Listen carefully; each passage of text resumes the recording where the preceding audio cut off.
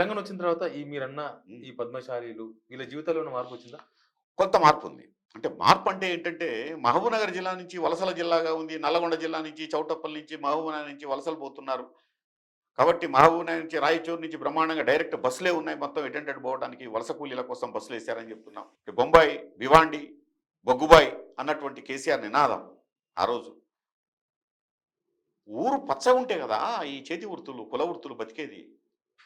కొద్దో గొప్పో తెలంగాణ రాష్ట్రం వచ్చినాక నీళ్లు, నిధులు, నియామకాలకు సంబంధించి ఒక దారి ఏర్పడ్డది. ఈ దారి నుంచి ఊరు పచ్చబడితే మేకలకు కొంత గడ్డి దొరుకుతుంది. ఊరు పచ్చబడితే, గుట్ట పచ్చబడితే అక్కడ కావాల్సినటువంటి కొన్ని పంటలు వేసుకునే అవకాశం వాళ్ళకు ఉంటుంది. నీళ్ళు వస్తే ఊరిలో కొంత చైతన్యం వస్తుంది. ఊరు ఒక కుక్కి మంచంలాగా ఉండిపోయినట్టు కుక్కి మంచం నుంచి మనుషులు లేసొచ్చి వాళ్ళ పనులు వాళ్ళు చేసుకునే అవకాశం ఉంటుంది. అసలు గ్రామీణ భారతాన్ని ఇవిడను పట్టించుకున్నారా?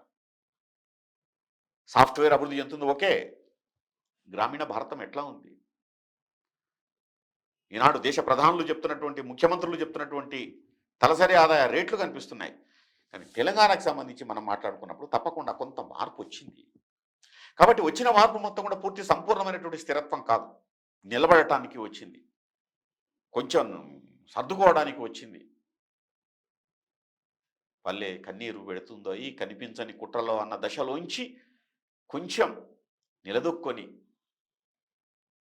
మూతికాడికి ముద్ద వచ్చే పరిస్థితి ఏర్పడింది. అంతవరకు మార్పు వచ్చింది.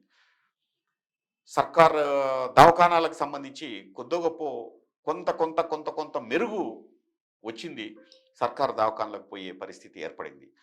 గ్రామీణ ఆర్థిక వ్యవస్థకు కొంత ఊతం లభిస్తుందంటే సరే, ఇప్పటికీ భూములన్నీ పెద్దవాళ్ళ చేతిలోనే ఉండొచ్చు, భూములన్నీ ఎక్కువ మంది పెద్ద కులాల చేతిలోనే ఉండొచ్చు, కింది కులాలకు భూములు తక్కువగా ఉండొచ్చు, లేకపోవచ్చు.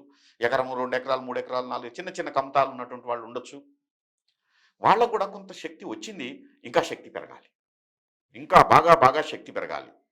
ఈ శక్తి బాగా పెరగాలంటే నువ్వు ఇచ్చేవాడివి, నేను తీసుకునేవాడు ఉంటే జరగదు. అది నాకు నేనే నిర్ణయాధికారంగా వచ్చినప్పుడు మాత్రమే అది జరుగుతున్నటువంటిది. బహుజనులు వచ్చారు ఆలోచనలోకి.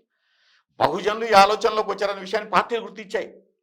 గుర్తించి వాళ్ళ చుట్టూ చక్కర్లు కొడుతున్నాయి. ఇప్పుడు మొత్తం కూడా బీసీల చుట్టూ చక్కర్లు కొడుతున్నాయి.